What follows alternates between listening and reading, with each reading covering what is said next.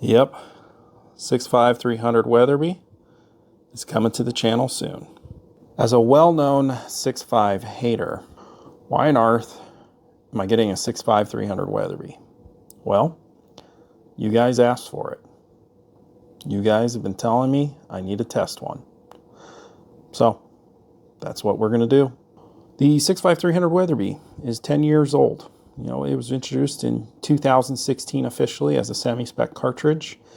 And since then, it is considered the flattest shooting semi-spec cartridge in the world.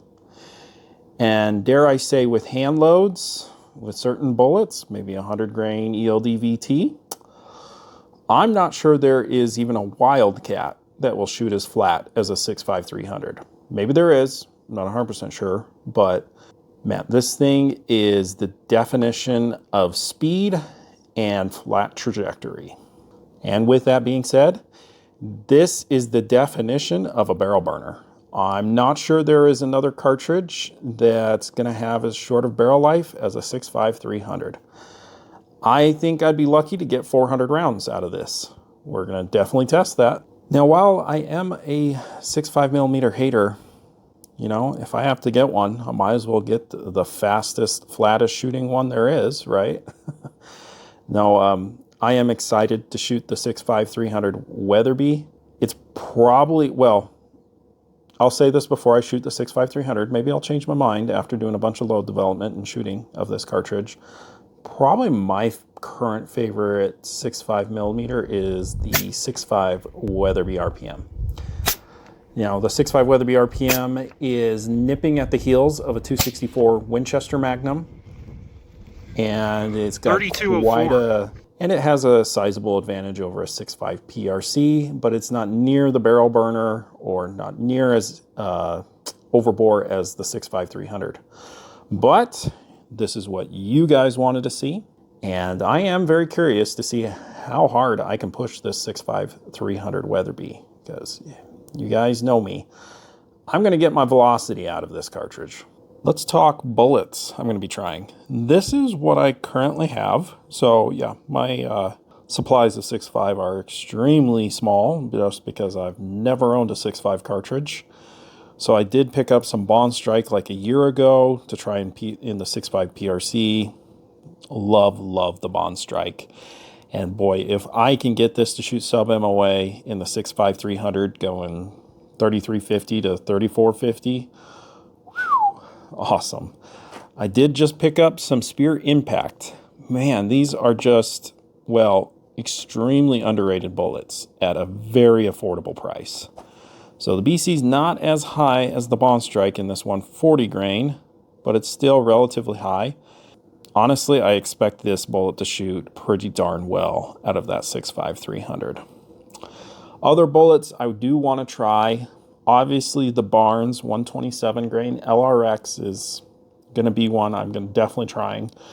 A lot of people like that, especially from the Weatherby ammo. They load it. I am also going to be trying some really tiny bullets just to see how fast we can push this.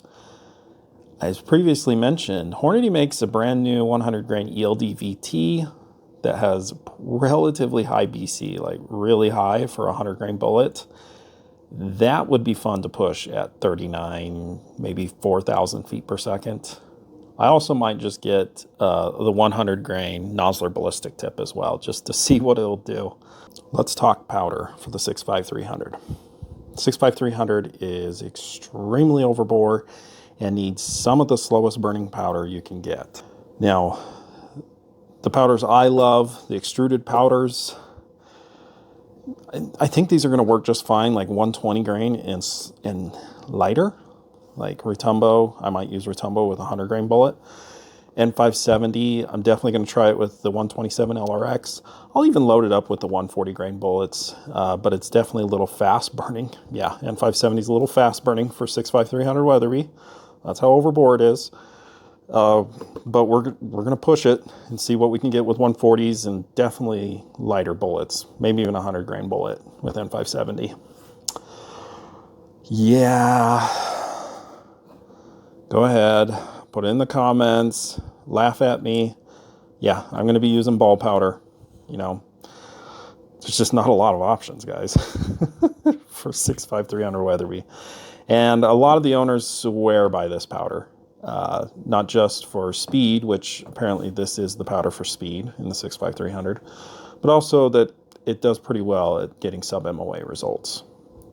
Another powder, I don't currently have any, but I definitely want to try H50 BMG as well. This is the most powerful 6.5 cartridge, and I'm curious what the water grain capacity is. So let's go ahead and check. All right, let's go ahead and see what the water grain capacity is. I just put a spent primer in this. This is virgin brass, so it is not going to have the highest capacity until after it's been fired. All right, moment of truth. I'm going to say this is probably going to be around 96 grains, but we'll find out. 92. Whew. That's really low.